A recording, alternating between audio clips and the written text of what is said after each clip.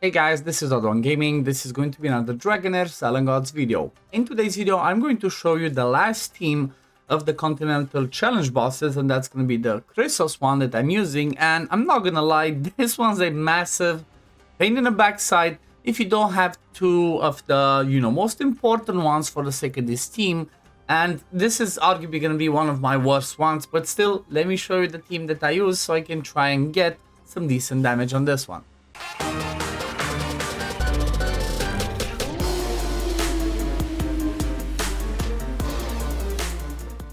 So this Khryssos boss is such a massive pain in the backside. It's so difficult to do that it's like, I don't know, it's damn. He gets so little damage.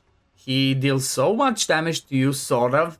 And the buffs you kind of get are not the best, right? It does say heroes' basic attacks deal extra non-critical. Physical damage equal to 100% of the attack once. Then when breaking the boss's shield, the shield breaker gains 10% attack bonus for 10 seconds. And that's about it. So it kind of sounds like you want to try and focus as much attack as possible, so you can do mostly out of that attack. But then at the same time, you still want to try and get some crit and crit damage on some of those people. Now, if you look at the top rankings, you're going to see that every single one of those teams that are at the top are going to have at least Star Evolve, right? Like you can see, this is the highest one that I unfortunately personally do not have Star Evolve to be able to try and do this one. But most of the best ones are going to have Star Evolve and obviously Nashchenka, right? She's kind of like the queen of this one. She's going to be the main damage dealer. And honestly, I don't have either these two, right? I don't have Star Evolve, I don't have Nashchenka. So out of all the videos that I've done, right, maybe the Vidimir one could be more relatable, but out of all of those ones, this is the hardest and might be more relatable if you do have some legendaries, but not all of them. So the team that I ended up using, let me run it, is having Sutha. It's using the Divine Ascetic since we get him for free. Then I have Ivelios as kind of like my main damage dealer.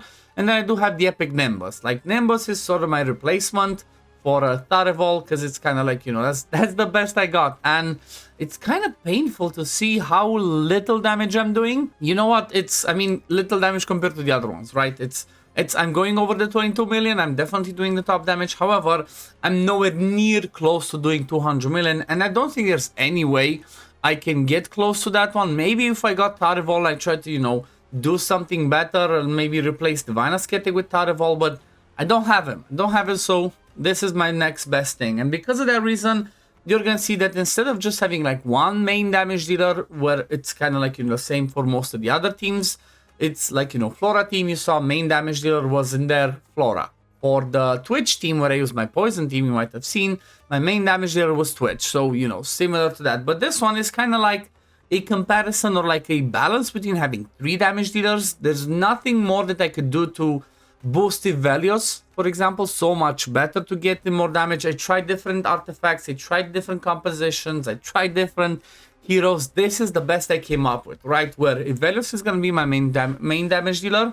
Then actually the Divine Ascetic, right, the free one that we all get, is kind of like just close by, and they're not, a little bit far, I guess, 30% less damage. And then after the Divine Ascetic, 30% less damage from Sutha as well. It's kind of nice to see that Sutha does bring that decent damage while she's also a massive enabler for Ivelios, because obviously Ivelios benefits from getting as many attacks by your Dauntless allies as possible so that he can proc his passive as often as possible to be able to, do that insane amount or that as much amount of derivative damage as possible. But even like that, you're gonna see I barely get to like 100 million, a little bit over 100 mil, and honestly, that's it, right? Like I cannot see any other way where I can get anything better. So this is gonna be, the damage that I will be saving, 102 million.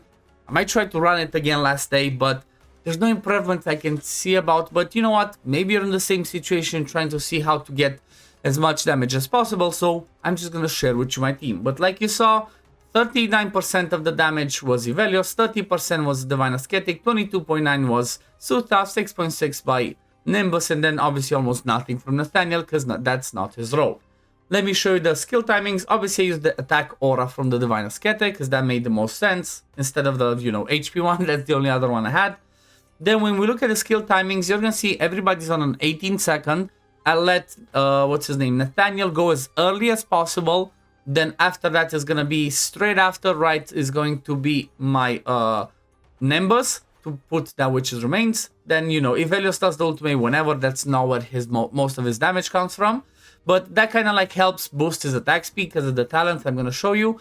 After that, Sutha at 13.2, I kind of wanted to leave it like, you know, second and a bit, 1.5 seconds for Nimbus to make sure he lands that defense penalty. And then Divine Ascetic straight after. I did keep the Divine Ascetic at the 18-second recast, even though he could do it more often because of the fact that the boss, when he does the battle skill, right, you know, he only has 2 skills. He does the first skill or the ultimate. When he does that, he puts stacks of shields up. If Divine Ascetic does the ultimate into that shield, it's 0 damage. So it's kind of a waste, even though, like, yeah, maybe kind of balances itself out, but it kind of seemed that for me, it gave me like up to like 5 million more damage by having him go exactly after all the other ones, just to make sure that when he does his ultimate, there's no shields on the boss, so he can do the maximum amount of damage, which it kind of seemed like each ult does around 1 million damage or more, something like that. So I said, you know what, that's what I'm gonna go with, that's what it works, and I'm gonna keep it that way. Now I guess let's have a look at the build. So as always, I'm gonna start with talents. You're gonna see that most of them are gonna be on the bottom side because this one's really good to enable somebody like an Evelios or somebody like a Nashchenka, because every time they cast ultimate, they gain attack speed up, which is going to be helpful because you want to attack as often as possible. Same thing for Sutha. Nathaniel is in the middle ground because obviously he's going to be the healer. Divine Ascetic, same thing at the bottom, and then Evelios, same thing at the bottom. I just pretty much went with everybody at the same thing. I tried to do some stuff at the top with Divine Ascetic and the other ones, but it just kind of seemed to me like this made the most sense to just focus on this side. Now let's look at the builds. We're going to start with Nimbus. Like I mentioned, he's going to be using Witch's Remains. And one key thing that I actually had, at least on 2 of my people, is the Lifesteal mythic piece of gear.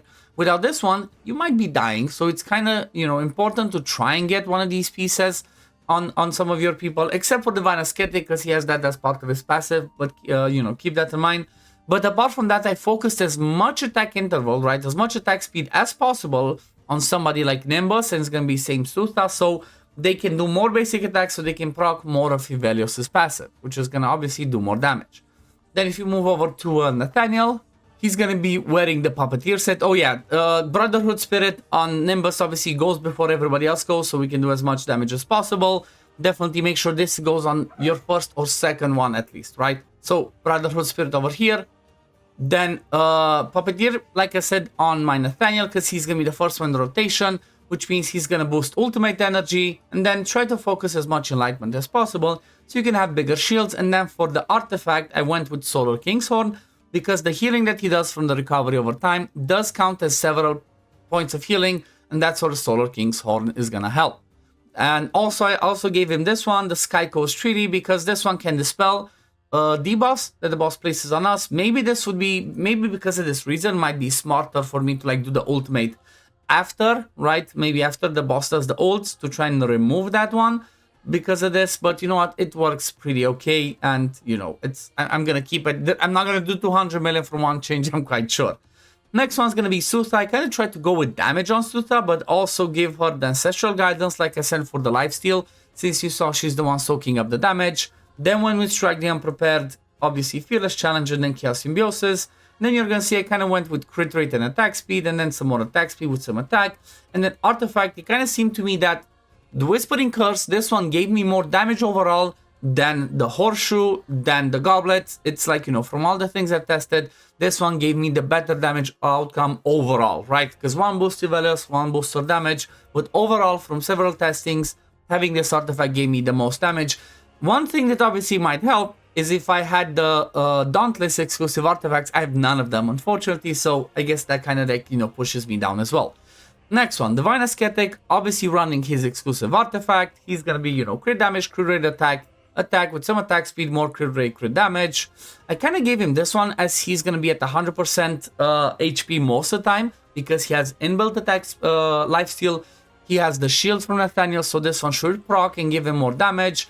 Obviously gave him a Strike the Unprepared as well, crit damage glove, another Chaos Symbiosis, and Fearless Challenge. Now, one thing I'm gonna say, I'm kind of disappointed. I do understand that the Divine Ascetic is a free legendary, but I'm kind of disappointed at the damage that he does, the damage output, right? Considering the fact that he also has an exclusive artifact for himself, right? I'm not expecting him to be Nashenka level, but I hoped that he was going to be at least Ivelios level, right? But he's, 30% less with having a specific exclusive artifact, so that was disappointing to me. But I guess maybe that's the reason for that is the fact that he's focused on AoE damage, not single target damage. Maybe that's why. But anyway, moving on to the MVP of the fight, which is going to be Ivelios. He's going to wear the Queen's Fan. Now do keep in mind, if you're going to use Queen's Fan on somebody that does derivative damage, make sure you place them as far away from the target as possible, because the farther away they are, the more damage they're going to get, the more damage boost they're going to get based on the number of tiles. So if it's 5 tiles away, it's going to be 35%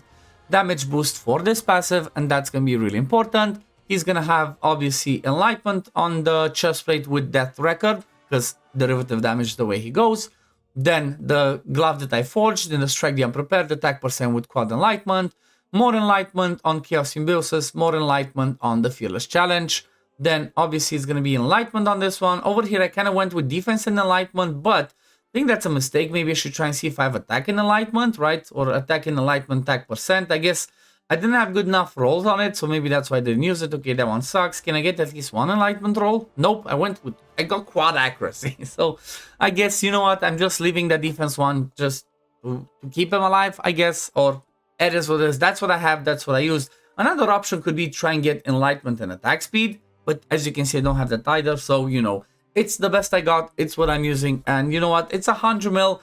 I'm happy about it. Could have been better, but that's what I can do for now without Tarival and without having Nashenka. So I'll keep it. And I hope that, hope this kind of gives you some ideas. Now, if you don't have, If you don't have Ivelios either, but you have Nimbus, you could replace Ivelios with Shelter, but don't use Queen's Fan because Shelter is going to be a melee unit.